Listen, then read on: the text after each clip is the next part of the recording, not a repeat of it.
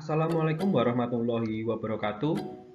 Berjumpa lagi dengan saya Ridwan Effendi, guru SMK Negeri 1 Puh Pelem, Wonogiri.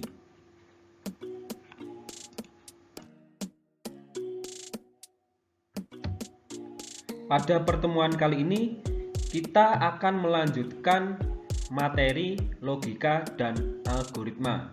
Masih pada kompetensi dasar 3.1, yaitu menerapkan logika dan algoritma komputer, dan kompetensi dasar 4.1 menggunakan fungsi-fungsi perintah atau command. Materi pembelajaran yang akan saya sampaikan: pertama, kalimat deduktif; kedua, kalimat induktif; ketiga, bagan alir atau flowchart; keempat, algoritma menggunakan flowchart.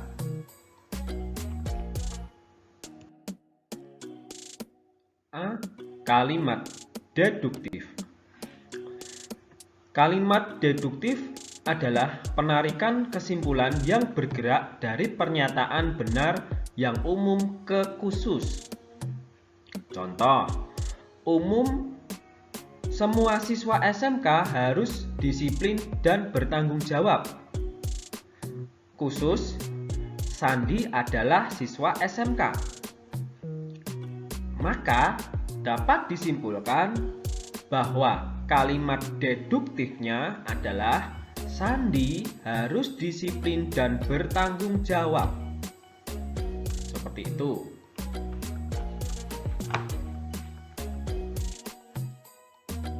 Kemudian B. Kalimat induktif. Kalimat induktif adalah penarikan kesimpulan yang bergerak dari pernyataan benar yang khusus ke umum. Contoh, pernyataan khususnya: Devi rajin belajar, dia mendapatkan hasil yang memuaskan. Pernyataan khusus lagi: Yuda rajin belajar, dia mendapatkan hasil yang memuaskan. Pernyataan khusus lagi: Tika rajin belajar, dia mendapatkan hasil yang memuaskan. Nah, kita diminta untuk menarik kesimpulan dari pernyataan khusus ke umum. Maka dari pernyataan khusus tersebut dapat kita simpulkan bahwa siswa yang rajin belajar akan mendapatkan hasil yang memuaskan. Seperti itu.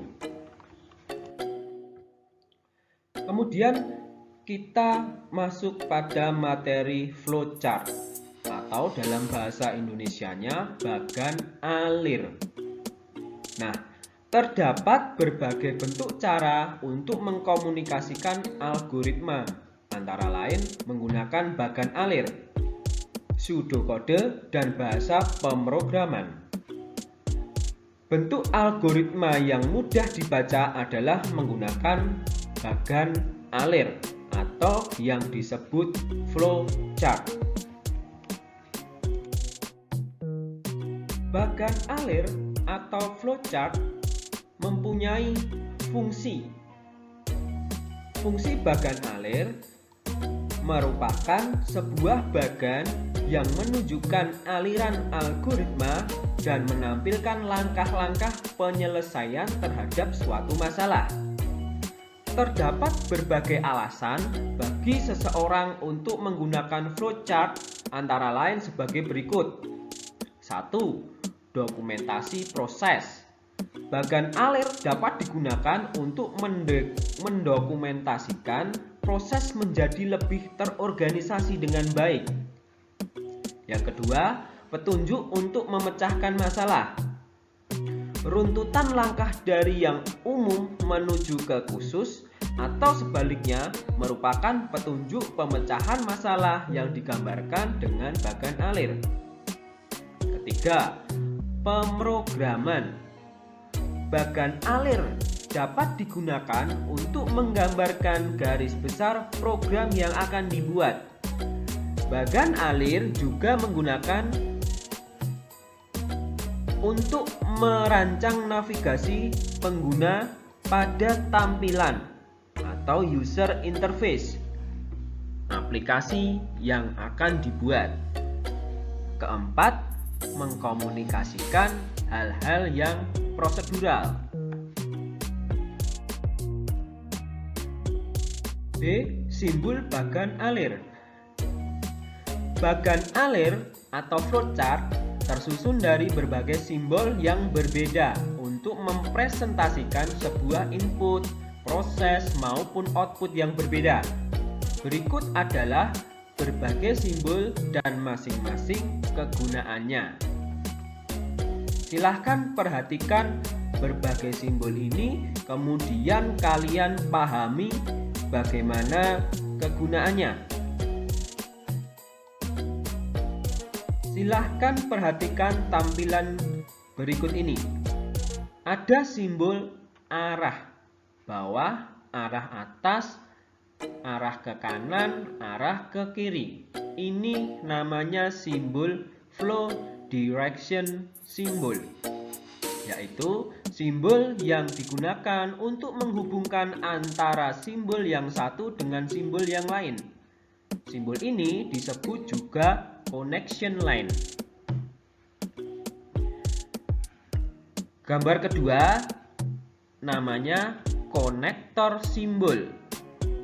Perhatikan ya bentuknya, yaitu simbol untuk keluar masuk atau penyambungan proses pada lembar garing halaman yang berbeda.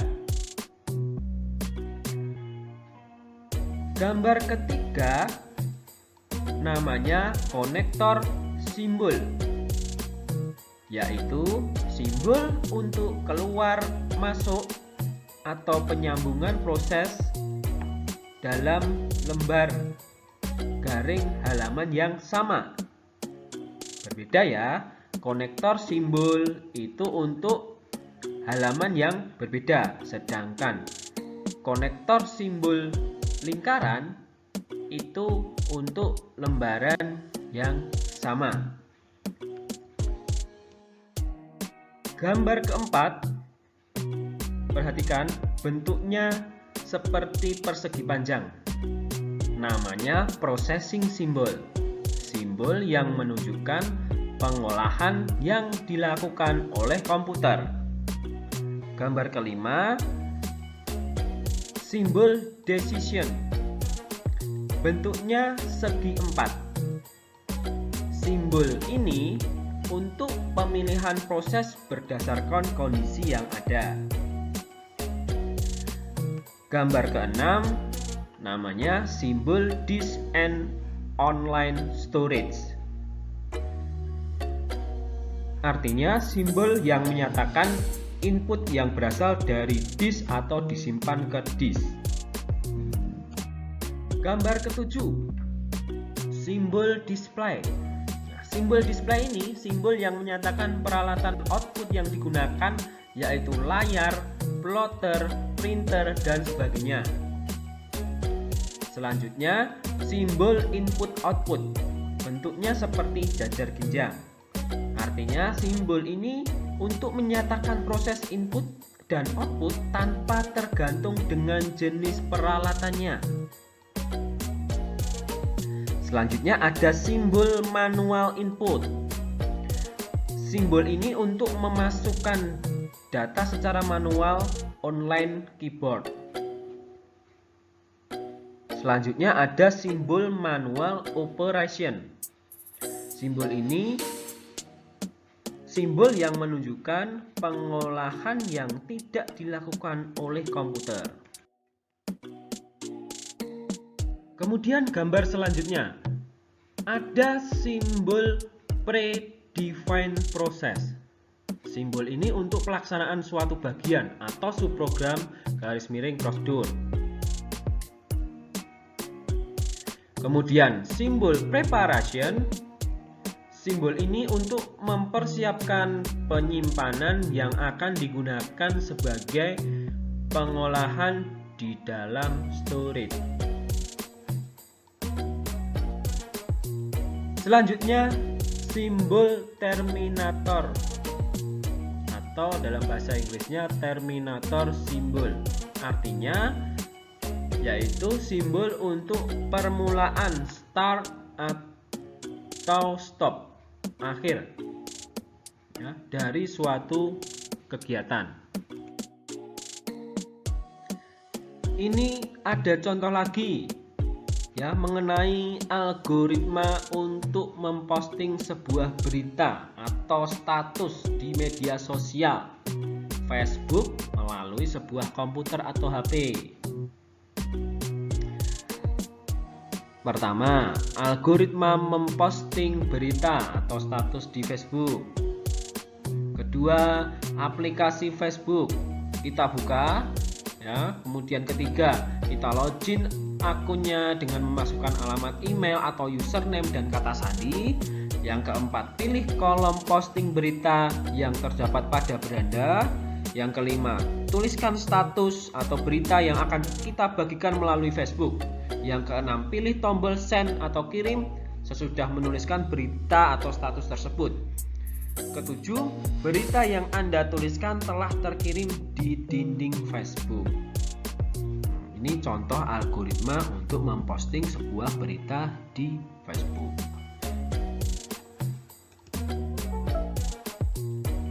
Perhatikan flowchart atau bagan alir memposting suatu berita atau status di media sosial Facebook berikut ini.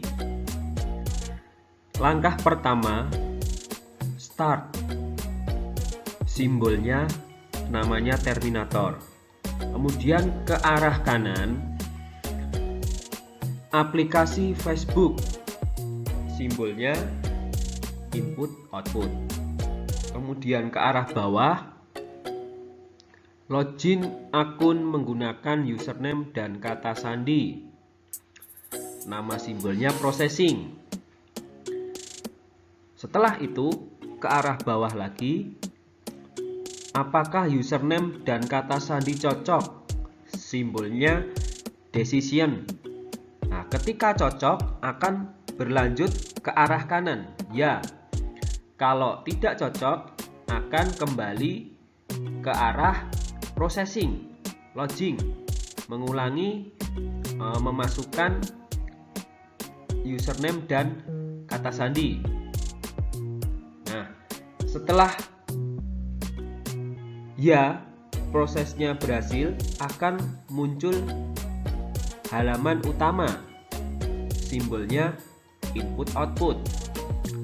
Setelah itu ke arah bawah, login akun menggunakan username dan kata sandi.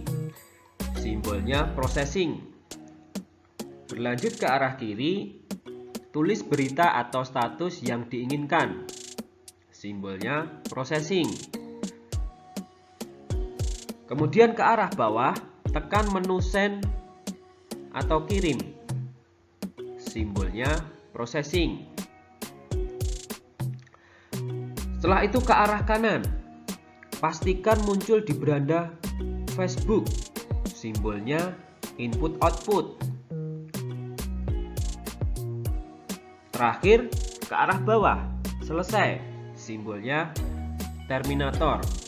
Nah, tampilan berikut ini di flowchart atau bagan alir bagaimana memposting suatu berita atau status di media sosial.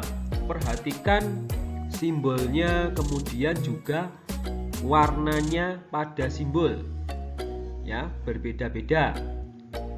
Kalau terminator warnanya biru muda, kemudian input output warnanya orange, kemudian simbol processing warnanya hijau muda, simbol decision warnanya abu-abu, dan simbol arah warnanya biru tua. Nah, silahkan dipahami, dicermati sampai kalian mengerti.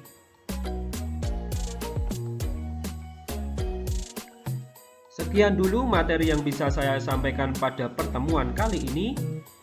Semoga kalian bisa memahami, dan jika belum bisa memahami, silahkan bertanya melalui WhatsApp group.